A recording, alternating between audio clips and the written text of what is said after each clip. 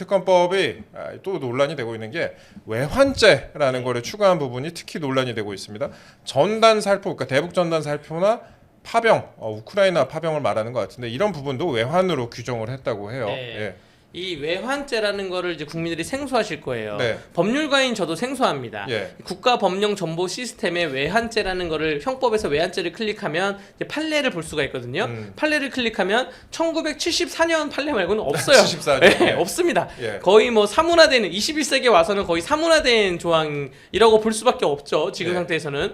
그런 것인데 민주당이 이거를 또 알고 이런 건 모르고는 없겠죠. 제가 아까 말씀드렸다시피 민주당에 있는 양심 있는 법률가들이 있는지가 좀 걱정이 되고요. 예. 어쨌든 특검법에만 올렸는데 이게 올라가니까 더 통과가 안 되는 거예요. 더 예. 통과가 될 수가 없는 상황입니다. 말도 안 되는 얘기를 지금 집어넣기 때문에 예. 기존에 있는 문제에 대해서 자구 수정을 하던가 협치를 해가지고 하다못해 국민의힘에 그럼 원하는 게 뭐냐 우리가 그걸 들어주겠다 협치로 가야 되는데 자꾸 이제 양극단화로 가는 모습을 되니까 특검법이 더 통과가 안 될 것이고요. 요즘에는 그 의안정보 시스템 들어가면 제가 민주당이 냈던 법안에 대해서 탄핵소추안 29개도 다 보고 했는데 저 이제 안 보려고 이제 굳이 볼 필요가 없습니다. 그래서 외환죄를 추가했다 그래서 그냥 뭐 안 봐야지 그래서 더 이상은 이제 민주당이 낸 법안을 다운받아서 볼 필요조차 없어졌다라고 평을 하겠습니다. 자, 간단히 좀 말씀드리자면은 그 내란죄 이번에 특검법 안에 새로 민주당이 제출을 하면서 윤석열 대통령의 외환 혐의를 추가를 했습니다. 해외 분쟁, 지역 파병,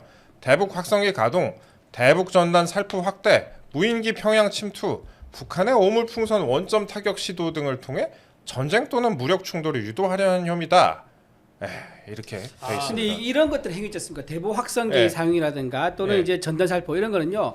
처음에 북한에서 오물풍선을 보내게 대한 우리가 대응으로서 한 것들입니다. 예, 근데 예. 거기에 대해서 우리한테 외환죄가 있다고 해서 덮어씌운 자체가 잘못된 거고요. 이런 것들이 전반적으로 뭡니까? 북한의 도발을 억제하기 위한 노력이거든요. 예. 이 억제하기 노력을 외환죄로 처벌한다 그러면요. 국방부라든가 국정원, 통일부 전부 다 엮어서 다 할 수 있는 거예요. 또 하나 말씀드리면 이재명 대표가 경기도지사 시절에 800만 불 대북 송금했지 않습니까? 예. 그 800만 불 어디 갔겠습니까? 북한 주민한테 골고루 쓰였겠습니까? 분명히 북한 군에 있는 어떤 자금으로 쓰였을 가능성이 높고요. 얼마 전에 북한에서 동해로 미사일 발사했지 않습니까? 미사일 개발 자금으로 쓰였을 수도 있습니다. 그렇다면 이재명 대표야말로 정말로 그 한반도의 안보의 위협을 가하는 그런 외환죄가 해당된다고 할 수 있는 거죠. 이런 식으로 이재명 대표라든가 또는 정부에서 하는 공식 기구가 하고 있는 국방부라든가 국정화 하고 있는 이런 데까지도 전부 다 한반도의 안전을 위한 노력인데 이런 것까지도 전부 다 외환죄에 엮어서 갈 수 있는 이런 무리한 기소는 고발은 합당하지 않다 생각합니다. 이거 북한에서 보면은 이거 이준우 의원 가만히 안 둘 거니까. 김정은지 보고 있을까요? 예민하게 건방져 이래갖고 막 달라달라. 근데 이제 카톡 검열과 외환죄를 합치면 제가 제 자신을 돌아봤어요. 저는 100% 유죄입니다. 이렇게 가면. 저는 특히 대북 전단 살포에 대해서는 주변에 있는 분들한테 카톡이나 뭐 방송에 나와서도 얘기를 많이 하는 게 저는 구체적인 방법까지 제가 생각하는 방법까지 제시를 했거든요. 드라마나 영화를 USB에 담아서 많이 보내야 된다. 더 이상 김정은 체제 비판은 의미가 없다. 문화적으로 붕괴가 돼야지 동독 서독 통일에 의하면 문화적으로 붕괴를 해야지 이게 문화적 침투를 해가지고 북한 내부에 지하 운동을 일으켜야 된다. 전 이렇게 얘기했거든요. 북한 내부에 있는 언더 지하 운동을 일으켜야 된다. 반디라는 뭐 북한 소설 작가가 있습니다. 그분이 쓴 뭐 책에 대해서 퍼뜨리던가 뭐 이렇게 해야 된다라고 말을 했는데 근데 이게 지금 제가 쓴 카톡을 민주당이 봤다. 그럼 뭐 이거 외환죄 아니야? 라고 저도 바로 고발을 하겠죠. 이게 의견조차 못 내게 하는 이러한 세상이 민주당이 지금 만들고 있는 것입니다. 그거를 또 대통령 특검법에 집어넣은 것이고요. 추가 짧게만 말씀드리면 길게 하세요. DJ 때 우리가 북한에 지어진 자동차 공장이 있습니다. 여러분 기억하십니까? 평화 자동차라는 공장이 있어요. 그걸 우리가 지어줬는데요. 그게 결국은 지금 어떻게 바뀌냐면 공장이 240mm 방사포 공장으로 바뀌었습니다. 이거야말로 이제 외환죄 아니겠습니까? 근데 이게 240mm 방사포가 어디까지 가냐면 휴전선 쏘면요 수원까지 날아갑니다. 그러니까 서울 수도권 전부 다 원점 타격할 수 있는 그런 방산 무기예요. 그걸 우리가 북한을 스스로 지어준 꼴이 된 겁니다. 그럼 이것도 DJ 정부 전체가 외환죄로 처벌받을 수 있는 거예요. 지금 민주당의 논리에 의하면 외환죄로 처벌받을 수 있는 사람은 김정은입니다. 자 무슨 말이냐 하면 외환죄라는 게 외국과 모의해서 대한민국과 맞서는 범죄거든요. 근데 우리나라 형법에는 외국인의 국외범의 이 범죄 중에 처벌할 수 있는 범죄가 있어요. 무슨 말이냐면 우리나라 형법은 우리나라 국민만 처벌받던가 혹은 우리나라 국민이 외국 가서 저지른 범죄, 외국 가서 마약을 하던가 이런 걸 처벌하는 건데 네. 외국인이 외국에서 범죄를 저질렀는데 처벌하는 우리나라 법으로 처벌하는 조항이 있습니다. 예. 그게 외환죄예요. 근데 지금 외국이라 치자면 민주당이 지금 주장하는 게 두 개의 나라 아닙니까? 남북한 두 개의 나라? 네. 외국이라 치자면 그 외국에 있는 사람이 김정은이에요. 그게 김정은이 대한민국과 맞서고 있잖아요. 김정은이 외환죄예요. 이렇게 저는 이 논리가 맞다는 걸 맞다고 보여지고요. 알겠습니다. 예, 그 반대로. 외환죄라는 게 그런데 보니까 그 외국과 모의하여 대한민국에 맞서는 범죄다. 외국이 대한민국에 적대적 행위를 하게 하는 경우 무기 또는 3년 이상의 징역에 적국을 도와 국가의 존립과 안전을 위태롭게 하는 경우에는 사형 또는 무기징역에 처한다.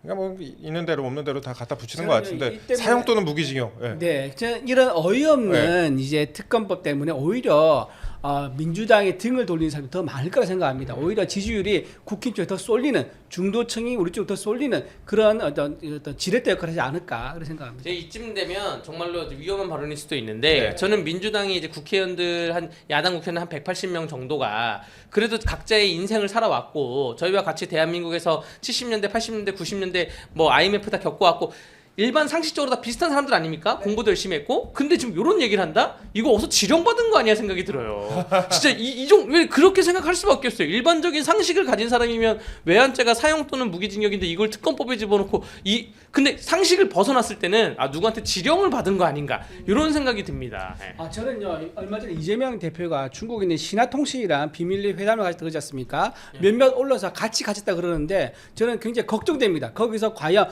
무슨 말을 했는지 언제부터 중국 측 이제 정보기관과 함께 얘기를 했는지 이런 것들을 밝힐 필요가 있다 그런 생각합니다. 예. 대법원이 야당의 내란 특검법에 있는 그 광범위한 압수수색 범위 있잖아요. 네. 여기에 전례가 없다면서 우려를 또 표명을 했습니다.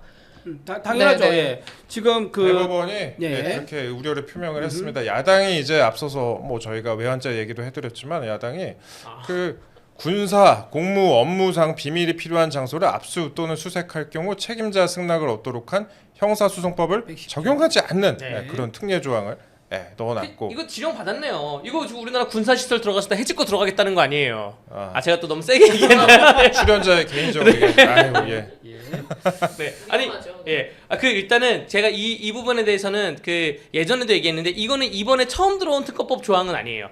이 대통령에 대해서 대통령에 대해서 처음으로 특검을 발의했을 때도 이 조항이 있었습니다. 네. 그때부터 문제 제기를 굉장히 했었는데 지금 이제 와서 좀 언론의 주목을 받고 있는데 저는 그렇게 생각해요. 국회가 입법권자 아닙니까? 네. 본인들이 만들어 놓은 법이에요. 형법 110조에서 112조 사이가 군사시설에 대해서는 압수수색을 못하도록 되어 있습니다. 승낙자 말고는. 이거를 국회가 만들어 놓은 법인데 이 법 때문에 지금 수사를 못하고 있으니 우리가 특검법을 만들다? 이거 어불성설이고 자가당착이고요. 네. 이걸 제대로 하려면 국회가 이 법을 뜯어 고쳐야죠. 입법권을 발휘해가지고 아예 군대도 마음대로 압수수색을 할 수 있게 하던가 뭐 그렇게 해야 되는데 대통령만 옥죄게 위해서 이 특검법을 무리하게 만든 것이라고 보여집니다. 법원행정처가요. 이거에 대해서 군사 기밀 등에 대해서 무제한적인 압수수색을 허용할 경우에 국가 안전 보장에 관한 여러 우려 요소가 있다. 특히 군 대통령실, 국정원 등 안보와 관련된 다수의 국가기관을 압수수색하는 과정에서 수사 대상과 무관한 다수의 국가 기밀이 유출될 위험이 있다라고 했습니다.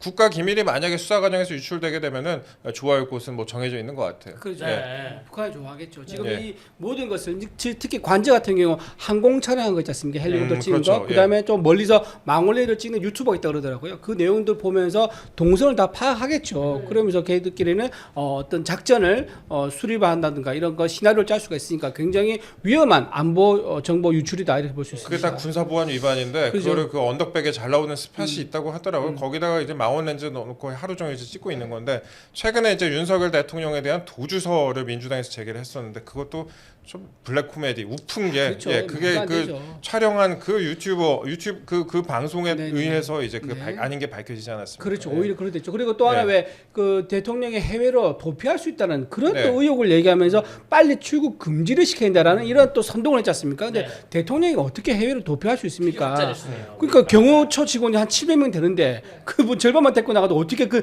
대규모 이동할 수 있으며 아니 또 그리고 1호기를 혼자 어떻게 몰고 나갈 수 있으며 인천공항으로 이동하면 그게 들키지 않을 수가 있습니까? 이런 식으로 허위로 굉장히 좀 악의적인 프레임을 씌우려 했던 그런 것들이 다 부메랑이 되어 돌아오고 있다 이렇게 봅니다. 저는 이 만약에 압수수색이 허용되면 가장 걱정되는 게 뭐 군사의 뭐 신기술 무기 뭐 이런 것도 있겠지만 그거보다도 국정원에 보면 블랙 요원들이 지금 그렇죠. 뭐 이렇게 정보지에서 활동하고 있는 분들이 있습니다. 그분들이 사망했을 때 이름 없는 별이라 그래가지고 국정원에 이제 별 표시가 되는데 그 별 표시에 대해서 문재인 정부 때는 약간 그 아무런 감정이 없었어요. 문재인 정부 자체가. 근데 윤석열 정부에 들어와서 그 별 표시한 거를 왜 뒤에 두냐? 네. 그 국정원 앞에다 둬야 되는 거 아니냐? 그래서 그거를 국정원 본관 앞에다가 이제 다시 크게 현판을 설치를 했는데 네. 만약에 이러한 블랙 요원들에 대한 개인 자료가 압수수색을 통해서 어떠한 유출이 된다 그러면 그분들의 생명에 직결되는 거고 그렇죠. 우리나라 네. 장기적으로 안보에 굉장히 악영향을 미치기 때문에 이거 절대 국가정보원에는 압수수색을 허용해서는 안 된다고 저는 생각이 됩니다. 저는요 공수처가 이렇게 압수수색을 목매다는 이유가 혹시 다른 게 있지 않나 의심해 봅니다. 혹시나 지금 대통령이 받고 있는 여러 가지 정보 보고가 있습니다. 그 중 하나가 뭐냐면은 이제 계엄을 할 수밖에 없는 이유. 그 이유가 있을 건데 그 이유가 문서가 아마 있을 것 같아요. 그 문서를 확보하기 위한 노력이 아니었는가 이런 생각 해봅니다. 그러니까 즉 지금 대통령은요 헌재에 나가서 직접 변론하겠다 했거든요. 아마도 직접 변론할 때 국민에게 그동안 밝히지 못한 비상경을 할 수밖에 없던 사유가 아마 있을 것 같아요. 그걸 공개하려고 좀 준비하고 있을 것 같은데 그거를 사전에 공수처 들어가서 그 입수하려는 과정, 확보하려는 과정이 아닌가 이런 의심을 또 할 수밖에 없는 것 같아요. 공수처 말씀을 하셨으니까 공수처 좀 얘기 좀 해볼게요. 공수처가 이번 주에 다시 윤석열 대통령에 대한 체포영장 재집행에 나설 것이다라는 관측이 좀 나옵니다. 그러니까 이번 주 안에 할 것이라는 관측이 많이 나오는데 그 영장 기한이 이게 27일까지라고 해요. 그러니까 설 연휴 시작이잖아요. 이번에 27일인데 그날까지라는 것 같은데 상당히 길게 받았습니다. 근데 설 전에는 집행을 해야 되니까 이번 주일 확률이 높을 것이다 이런 관측이 나오는데 어떻게 될 것 같습니까? 영장이 좀 기한이 좀 많이 예. 길게 나왔죠. 근데 보통 연락이 안 되는 그 피의자들은 예. 영장이 많으면 3달도 나오긴 하거든요. 네. 외국에 있다고 의심되거나 이럴 경우는 3달도 나오기도 하고 보통은 한 달이 나오고요. 길면 이제 2달이 나옵니다. 그런데 대통령에 대해서는 어디 있는지도 다 알고 대통령이 지금 SNS에도 글을 올리고 뭐 이런 상황인데 예. 영장이 그 2주 이상 나왔다는 거는 다소 좀 길게 나왔다고 생각이 되고요. 아마 이번 주 안에 시도를 할 수도 있고 뭐 다음 주에 시도를 할 수도 있는데 그 경찰 내부에서 뭐 움직임이 잘 안 따라주는 것 같아요. 그렇기 예. 때문에 뭐 시도를 언제 할지는 정확히 모르겠지만 이번 주 안에 그래도 시도를 하지 않을까 생각이 이번 됩니다. 주 초 네. 많이 보고 있는 것 같은데 네. 사실 오늘 새벽에 한다 이런 이야기도 좀 돌았었는데 오늘 맞아요. 새벽은 네. 아닌 것 같고요. 일단 네. 박종준 경호처장이 이제 사임을 했죠. 이분이 사임을 해서 경호처 지휘부에 공백이 어느 정도는 생겼을 것이다라고 판단을 하는 것 같고 그다음에 윤 대통령 측 변호인단도 지금 활발하게 활동을 하고 있는 상황을 고려했을 때 이번 주 초에 재집행을 하지 않을까 이런 관측이 많이 나오고 있습니다. 아마 예. 공수 입장에서는요 지금 예. 그 시간이 갈수록 윤석열 대통령에 대한 지지도가 올라가는 거 이거 굉장히 의식하는 것 같아요. 예. 이렇게 가서 혹시나 50%까지 올라가면 어떡하나 그 전에 빨리 체포를 해가지고 수갑을 찬 모습 그리고 양쪽에 팔짱을 끼고 있는 모습을 보여줘가지고 지지자들한테 기세를 좀 꺾으려는 지지자들 기세 꺾으려는 그런 의도가 좀 있어 보인다 생각도 듭니다. 예전에 이재수 사령관이라는 분이 계셨어요. 그렇죠. 예. 그분을 굳이 수갑을 채워가지고 예. 대대적으로 신문에 지금 검색하면 나올 겁니다. 대대적으로 신문에 수갑 차고 가는 모습을 보여줬거든요. 예.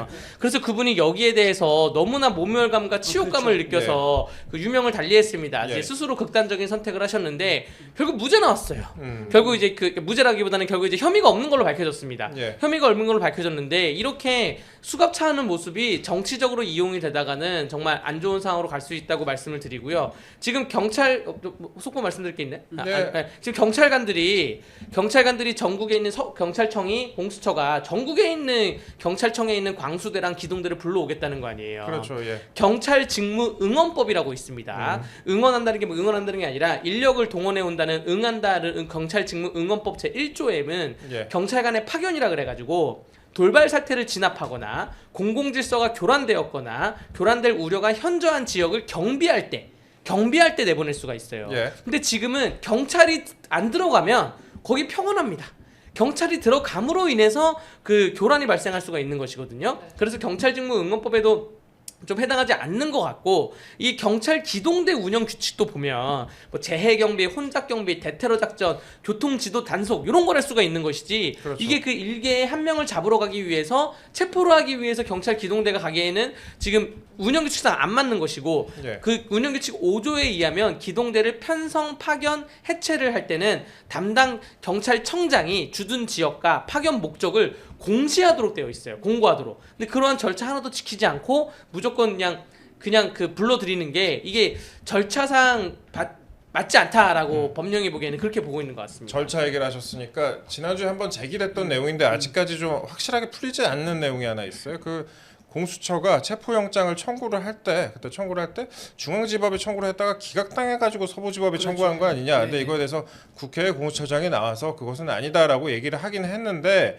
근데 이제 이거에 대해서 많은 의혹이 아직도 제기가 되고 있어요. 홍준표 대구시장 같은 경우에는요, 어제 페이스북에서 사법부까지 적법 절차를 어겼다면 내란죄 수사도 정당성을 상실하고 모두 무효가 돼야 할 것이다, 이렇게 주장을 했습니다. 그래서 홍 시장이 그 만약에 체포영장이 중앙지법에서 기각이 됐거나 서부지법 우리법연구회 소속 특정 법관에게 재청구돼 법에도 없는 판사입법으로 영장을 발부받았다면 이거는 공수처장 판사뿐만 아니라 민주당과 내통 의혹을 받는 국수본부장도 중재를 저지른 것이 된다, 이렇게 말했습니다. 이 부분에 대한 의혹도 아직 완전히 풀리지 않고 있는 상황이에요. 그렇죠. 서울중앙지법이 확실하게 명확하게 부인하지 않았습니다. 네. 말할 수 없다라고 이제 밝혀가지고 오히려 예. 애매모호하게 서울중앙지법이 기각을 했고 거기에 따라서 서부지법으로 옮겨가서 체포영장 발부한 거 아니냐라는 의혹을 오히려 더 불을 붙여주는 상황이 된 거죠. 예. 그리고 오동 공천에게 말한 답변은요, 오히려 당사자이기 때문에 그걸 믿을 수가 없다, 이런 의견을 지금 나오고 있는 공수처가 상황입니다. 그동안에 국민들에게 신뢰를 못 준 점을 감안을 한다면 그렇죠. 한번 네. 이 부분에 대한 의혹이 아직 제대로 풀리지 않고 있는 그런 상황이다, 제가 좀 말씀을 드리고요. 그다음에 오늘 속보 하나 또 들어온 거 제가 짧게 좀 말씀을 드리면, 윤석열 대통령 변호인 측에서요, 경찰이 영장을 집행할 시에 신분증을 제시하고 얼굴을 공개해야 된다, 이렇게 입장을 발표를 했습니다. 그러니까 신분증 제시, 얼굴 공개, 이것도 어떻게 보면은 일반적으로 영장 집행할 때는 당연히 있어야 되는 네. 부분이기도 할 거예요. 경찰관 직무집행법에 보면 이렇게 되어 있습니다. 경찰관 직무집행법에 보면 경찰관은 신분증을 제시를 해야 되고요. 불신검문 때도 그렇고, 네. 영장 때도 당연히 왜냐면 당신 누구야라고 했을 때, 영장이요 이랬을 때 영장은 영장이고 당신은 누구야 이랬을 때 네.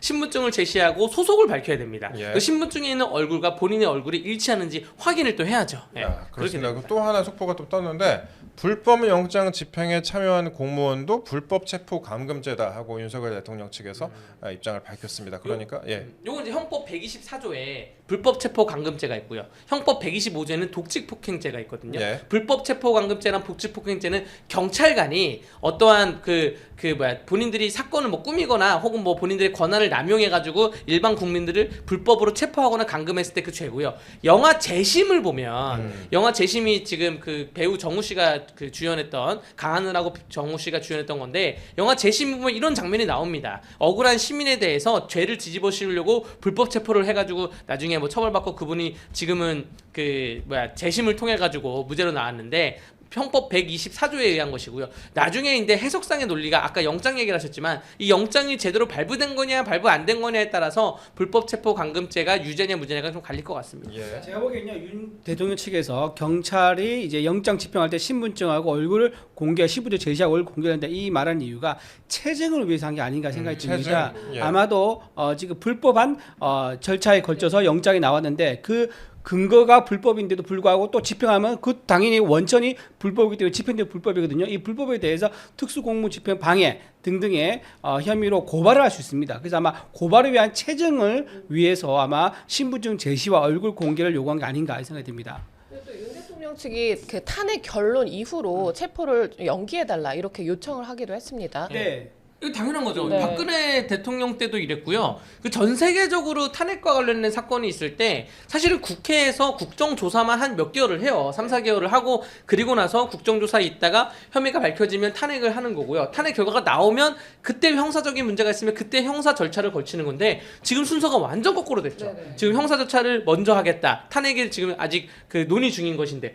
그렇기 때문에 이 윤석열 대통령 측의 변호인의 의견은 이거는 뭐 합리적인 주장입니다. 네. 그래서 12일 이날 윤갑근 이제 변호인과 배보윤, 송진호 변호사가 오후 2시에 공수처를 찾아갔다고 합니다. 그래요? 예, 찾아가서 선임계를 제출했고요. 수사팀을 만난 자리에서 대통령의 권한 행사에 대한 헌법재판소의 재판이 진행 중인 현재 문제다. 이제 그러니까 불법적 행위 아니라 대통령이 가지고 있는 고유의 권한을 사용한 이제 문제다. 이제 그걸 얘기했고요. 그다음에 현재 대통령을 체포할 경우에 국격과 국정 운영에 문제가 발생할 수 있다는 점, 그리고 직권 남용죄로는 윤 대통령을 기소할 수가 없는데 공수처가 직권 남용이라는 관련 범죄를 엮어서 뇌물죄를 엮어서 수사한 것에 대해서 문제가 있다. 이런 세 가지 이유를 들어가지고 적절하지 않다. 따라서 탄핵에서 만약에 인용이 된다 그러면 그때 형사 절차에 들어간 게 맞다라는 의견을 제시를 했다고 합니다. 예, 그리고 윤석열 대통령 측에서 이것도 속보인데요. 윤석열 대통령이 오늘 페이스북에 오전에 글을 하나 올렸습니다. 산불 관련해서 페이스북에 메시지를 하나 올렸는데 이거 짧게 한번 보시겠습니다. 같이 사진으로 보실게요. 예, 내용 보면은 LA 대형 산불로 피해가 걷잡을 수 없이 커지고 피해가 계속 확산돼서 너무나 안타깝다. 불의의 피해를 입으신 미국 국민 여러분께 위로의 마음을 전한다라고 했습니다. 특히 이제 LA는 전 세계에서 우리 교민들이 가장 많이 살고 있는 곳인데 도움이 필요하다면 정부 차원에서 지원하고 우리 교민 피해를 막는데도 최선을 다해 주시길 바란다라고 메시지를 냈어요. 이 메시지가 그러니까 지난달 29일에 무안공항에서 있었던 여객기 참사 이후에 두 번째 메시지라고 합니다. 그리고 이 메시지는 저는 그런 의미가 있는 것 같아요. 지금 직무가 정지된 상태지만 외국 이번에 LA 산불에 대해서 외국 정상들도 메시지를 하나씩 다 내고 있을 텐데 그럴 때 우리가 내지 않고 있으면 그것도 이상하잖아요. 예, 네, 그래서 그렇죠. 그런 외교적인 부분도 고려하지 않나 싶습니다. 맞습니다. 예. 사실은 대통령으로서의 이제 위로의 말씀을 직접 전화를 하던가 뭐 네. 서한을 보내던가 혹은 교민사에 대해서 진두지휘를 해야죠. 영사에게 지시를 내려가지고 진두지휘를 해야 되는데 지금 그렇지 못하고 답답한 심정이니까 본인의 이런 심정을 SNS로나 좀 표현한 것 같고요. LA 산불이 엄청 심각합니다. 지금 그 미국 폭스 뉴스에서는 엄청나요. 예. 예, 지금 이게 뭐 그 원자폭탄이 떨어진 것 같다는 그런 표현까지 나올 정도로 심각하니까 예. 대통령의 직무가 좀 최상목 권한대행이 이 부분을 좀 면밀히 챙겨야 될 것 같아요. 네. 예. 그리고 이제 그 윤석열 대통령 관저에 이제 미국의 그 트럼프 대통령 최측근이 네. 또 방문해서 왔다 갔다 그러지 않습니까? 그리고 보아라는 이제 미국의 관영 매체에서도 윤석열 대통령에 대해서 만약에 불법적인 체포영장이 집행이 된다 그러면은 굉장히 우려를 나타낼 거다. 즉 대통령이 트럼프 대통령이 취임식 때 거기에 대해서 언급을 할 수 있다는 얘기가 나올 정도이기 때문에 한미 관계, 끈끈한 한미 동맹 관계를 보여주기 위해서라도 윤석열 대통령이 미국의 큰 재난에 대해서 언급을 하는 것은 매우 적절하다 봅니다. 그 부분 한번 다뤄볼게요. 지금 그러면은 트럼프 당선인 취임이 이제 며칠 안 남았습니다. 일주일 남은 것 같은데 미국의 언론이나 그다음에 외교 안보 전문가들이 윤 대통령 이번에 탄핵 사태에 대해서 자주 언급을 하고 있습니다. 되게 자주 언급을 하고 있는데 그 VOA 방송 아까 이제 말씀하셨잖아요. 이 방송이 사실 미국의 국무부가 사실상 운영하고 있는 방송이라고 보면 될 것 같은데 미국 정부의 시각을 대변한다고 할 수 있는 방송이에요. 근데 이 방송에서 상당히 눈에 띄는 그런 내용들이 좀 나왔습니다. 보도가 좀 있었습니다. 이 방송에서 과거에는 이재명 대표의 점령군 발언을 지적을 하기도 했었는데 여기 출연했던 패트릭 크로닌 허드슨 연구소 아태 안보석자가 만약 공수처가 실제로 물리력을 사용해서 직무가 정지된 대통령을 체포하려고 한다면 그때는 트럼프 대통령이 적어도 당신들은 헌법을 따르지 않고 도를 넘고 있다라고 말할 수도 있을 것이다라고 말을 했어요. 그러면서 어떤 상황에서도 경고음을 울릴 것이다라고 말을 했다고 해요. 그러니까 트럼프 대통령이 어떤 상황에서도 경고음을 울릴 수 있다. 그리고 도 넘지 마라. 네. 그때는 깡패가 되는 거야. 뭐 이런 식으로 말하지 않다. 깡패 되는 거예요. 그 말을 아는 것 같은데 현장에 있던 제임스 제프리 이제 전 NSC 부보좌관입니다. 이 부보좌관이 미국은 1950년 이후로 한국을 파트너이자 동맹으로서 여겨왔다는 점을 강조한다면서 방금 말씀드린 패트릭 크로닌의 언급에 대해서 굉장히 동조하는 그런 멘트를 했다 그러고요. 그다음에 트럼프의 최측근이자 미국 보수주의 연합 ACU의 공동 의장인 맷 슬랩이 탄핵안 가기를 위해 관저에서 만났다는 것. 아까 제가 좀 전에 말씀드렸지 않습니까? 맷 슬랩이 이제 가서 죄송합니다. 이 나이가 이제 드니까 네. 잘하는데 매슐랩을 만났다는 그 자체가 안에 내용은 사실 우리가 모릅니다. 보안 사항이라서 모르지만은 만난 그 자체가 굉장히 의미가 있고 많은 해석을 낳게 한다. 아직까지는 굉장히 끈끈한 관계를 유지하고 있다. 네, 사실 뭐 미국이 보기에 네. 그 민주당이 주장하는 뭐 탄핵 소추안이 합당하다 그러면 이재명을 만났겠죠. 트럼프 인사들이. 근데 전혀 그런 조짐은 없습니다. 예. 윤석열 대통령 관저에 가서 윤석열 대통령을 만나던가 혹은 뭐 그 여당 관련된 목소리를 함께 내고 있는데 이게 정말 중요한 게 이건 뭐 한미일 동맹 안보 이런 거보다는 경제적인 관점에서 굉장히 중요합니다. 전 세계적으로. 그렇죠. 예. 지금 4차 혁명 관련해서 뭐 드론, AI, 뭐 딥러닝, 뭐 자율화 시스템 등등 해가지고 전 세계가 미국에 대해서 지금 투자를 해가지고 어떻게 하면 미국에 잘 보일까 생각을 하고 있는데 지금 우리나라만 지금 이 탄핵 관련돼서 민주당이 주장하는 것 때문에 결을 같이 안 하고 있거든요. 근데 이렇게 그 미국에 있는 각종 그 안보 연구가들이 트럼프 대통령이 어떠한 상황에서도 경고음을 울릴 거다. 이거는 경제 경고음이에요. 네. 이거 굉장히 심각합니다. 이거 민주당이 이거를 좀 알고 있어야 돼요. 지금 민주당이 내부적으로는 뭐 트럼프 취직을 가지 말라고 했던 얘기까지 나왔다고 하는데 이 경제 경고 이거는 우리나라 안보 경고음이나 뭐 헌법 경고음보다는 경제 경고음이기 때문에 좀 전 세계가 다 발전하고 있는데 지금 우리나라만 지금 발전을 못 하고 있는 지금 그런 실정입니다. 네. 그 캐나다의 사례를 잘 봐야 될 것 같아요. 네. 캐나다의 최근에 이제 트리도 총리 같은 경우에는 예전에 이제 그분이 이제 8년 정도 했어요. 근데 네. 예전에 했었을 때 그 트럼프 1기 당시에 트럼프 대통령에 대해서 비난을 하고 그 다음에 또 국제사회에 굉장히 목소리를 많이 냈단 말이에요. 뭐 사우디하고도 상당히 적대적인 관계를 유지하기도 했었고, 근데 그러다가 이제 이민을 많이 받아들이고 여러 가지 좀 안 좋은 상황들이 많이 벌어져가지고 경제가 굉장히 안 좋아지고 그 다음에 이민자가 갑자기 늘어나서 국가의 뭐 건강보험도 파탄이 나고 이 지지율이 폭락을 했습니다. 최근에는 이제 아예 트럼프 대통령 당선인이 미국의 51번째 주가 되라 이렇게 캐나다를 조롱하기도 하고 이런 상황에서 지금 트루도 총리가 사임을 했어요. 사임을 했고 또 최근에 그린란드에 대해서도 미국에서 트럼프 당선이 우리가 사겠다 이렇게 나서지 않습니까? 그러니까 최근에 국제적인 트렌드가 완전히 바뀌고 있는 그런 상황 아니겠습니까? 그리고 예전에는 우리가 생각하지 못했던 부분이 이제 트럼프 2기가 출범을 하면은 그때 또 뉴 노멀이 될 수도 있는 거 아니겠습니까? 그렇죠. 특히 이제 트럼프 같은 경우에는 마음에 안 들면은 그냥 아예 끝까지 가버리기 때문에 중국 같은 경우에는 그러니까 트럼프는 중국 세력 견제에 아주 진심이잖아요. 예, 그런 상황인데 중국한이 갑자기 생각이 나네요. 중국에서 맞아요. 그 최근에 중국에서 그 제주 국제공항 드론으로 촬영하다가 네, 네. 그거 그렇죠. 걸리기도 했었고 그다음에 네. 뭐 미군 부대 촬영하다가 걸리기도 했었고 그렇죠. 이 항공모함도 촬영하다 항공모함, 걸렸었고요. 그리고 또 인천공항에서 바로 입국한 중국인이 네. 바로 국정원으로 가서 국정원을 상공에 드론을 떼서 국정원 또 네. 촬영하다 잡히기도 했었습니다. 그런데도 불구하고 지금 간첩법 개정안을 하자는 이제 분위기가 있었는데 이렇게 중국인들이 한국에서 불법적으로 군사시설 촬영하다 잡히고 나니까 갑자기 민주당에서 간첩법 논의를 스탑합니다.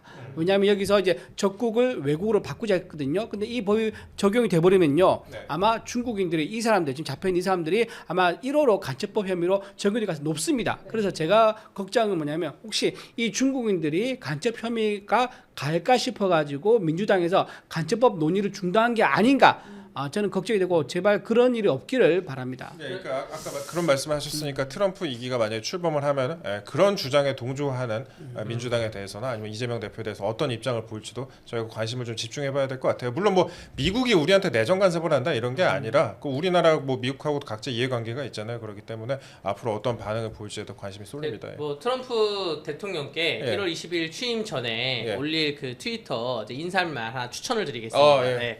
그 지금 시리아 내전이 종료가 됐죠. 네. 지금 우크라이나 러시아 전쟁이 있고 뭐 팔레스타인 지역도 있는데 어쨌든 지금 대한민국도 하나의 큰 화약고로 작용을 할 겁니다. 그래서 네. 미국은 안보적으로 대한민국이 굉장히 중요한데 딱 이렇게 올렸으면 좋겠어요. Stop the steal, ROK 이렇게 딱 올렸으면 ROK Stop the steal, ROK 딱 올리면 우리가 또 트럼프가 또 대한민국 경제를 또 신경 쓰겠구나라고 생각이 될 것 같습니다. 네. No 이런 거 아니에요?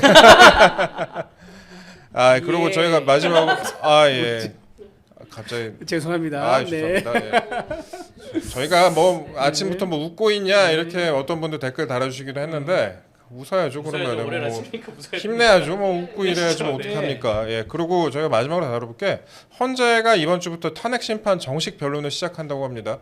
이것도 저희가 좀 알아볼게요. 일단 굉장히 이제 재판을 빨리빨리 많이 하는 것 같아요. 일단 오늘 14일, 그러니까 내일이죠. 내일 첫 정식 변론을 연다고 합니다. 그래서 16일, 21일, 23일, 2월 4일까지 총 5차례 정식 변론을 연다고 합니다. 그러니까 설 연휴 제외하고 일주일에 매주 화요일하고 목요일에 2회씩 네. 변론을 연다 이렇게 지금 보도가 나오고 있고요. 그 다음에 그 재판관들의 평의도 매주 1회 연다고 합니다. 그 평의라는 게 전 재판관이 모였고 이거 어떻게 생각하나 이렇게 서로 얘기를 나누는 그런 과정들이고요. 그래서 이렇게 진행을 한다고 합니다. 그리고 법조계에서는 헌재가 박근혜 전 대통령 사건과 유사하게 2월 말이나 3월 초쯤에 변론을 종결하는 거 아니냐 그런 관측도 나와요. 그래서 3월 중순에서 3월 말까지는 심판하려고 하는 거 아니냐 이런 관측이 조금씩 나오고 있습니다. 다만 윤석열 대통령 쪽에서도 탄핵 심판 기일이 이제 180일 심판 기간이 원래 있는데 그걸 보장해달라 이렇게 요구를 하고 있고 여권에서도 또 속도 조절론을 주장하고 있다. 그래서 이 부분에 대해서 과연 3월 내에 판결이 이루어질 수 있겠느냐 이런 입장이 있습니다. 저는요 그 전에 이 탄핵 소추안 있지 않습니까? 이거를 국회에서 재의결해야 된다. 재의결. 왜냐하면 민주당에서 탄핵 사유가 내란 혐의라 그랬었거든요. 근데 그 가장 중요한 핵심 사유가 내란 혐의가 빠졌는데. 아니 빈 껍데기 가지고 탄핵 소추안을 심리할 수 없지 않습니까? 그래서 만약에 탄핵 소추안에 내란죄가 없는 소추안이 올라왔을 경우에 지난번과 똑같은 의원들이 찬성하겠느냐 이거를 먼저 다시 재의결을 해서 판단을 받아야 돼요. 그러고 나서 헌재에 넘어가야지 이게 공신력이 있고 공정한 거지. 일단 탄핵 소추안 먼저 보내놓고 안고를 빼버리고 나서 이걸로 처리를 해. 그러면 이거는 야당과 헌재가 짬짬이라 오해를 받을 수 있는 거예요. 그래서 이거는 먼저 첫 단추가 국회에서 탄핵 소추안 재의결을 먼저 할 필요가 있다. 그래서 그렇게 하고 그다음에 관련자가 많이 있습니다. 증인도 많고 한 뭐 사령관부터 해서 한 40명 가까이 되는데 이 사람들을 충분히 불러가지고 윤 대통령의 반론 신문권을 보장해줘야 된다. 왜냐하면 다른 이전의 대통령과 달리 지금 현재 윤석열 대통령은 본인이 가지고 있는 권한을 활용한 거거든요. 이 권한 활용한 거에 대해서 법적으로 문제가 있느냐? 그게 정당은 아니야. 이걸 판단하는 거라서 앞서 했던 선거법 위반이라든가 노무현 전 대통령 그리고 박근혜 전 대통령은 강요죄 이런 거 있었지만 이거는 법에 보장된 대통령 권한을 활용한 거기 때문에 충분한 반론권 보장해야 된다. 즉 180일을 다 쓸 수 있도록 보장을 해줘야 된다. 저는 그렇게 생각합니다. 그러니까 법조계에서도 그러니까 특별히 윤석열 대통령을 지지하지 않는 그런 법조인들도 나중에 훗날에 이거에 대해서 여러 가지 또 다툼이 있지 않게 충분히 시간을 보장해야 된다. 이런 입장도 나오고 있습니다. 특히 이제 내란죄 철회 부분도 그렇고요. 그 다음에 또 이게 사실 재판이라는 게 여론도 신경 쓰지 않을 수가 없을 거예요. 최근에 이제 국민의힘의 지지율이 상승하는 추세고 그런데 반면에 민주당의 지지율이 좀 하락을 하고 있고 그다음에 또 반 이재명 여론이 지금 형성되고 있는 그런 상황인데 이런 부분에 대해서 지금 헌재가 어느 정도 좀 영향을 받지 않을 수 없겠냐 영향을 받지 않겠냐 이런 그런 시각도 좀 있는 것 같습니다. 그 법조계에서 아까 말씀하신 뭐 2말 3초의 변론 종결은 왜 이런 얘기가 나오냐면 아무리 간단한 재판이라도 이제 변론을 종결을 하고 선고할 때까지 한 달이 걸립니다.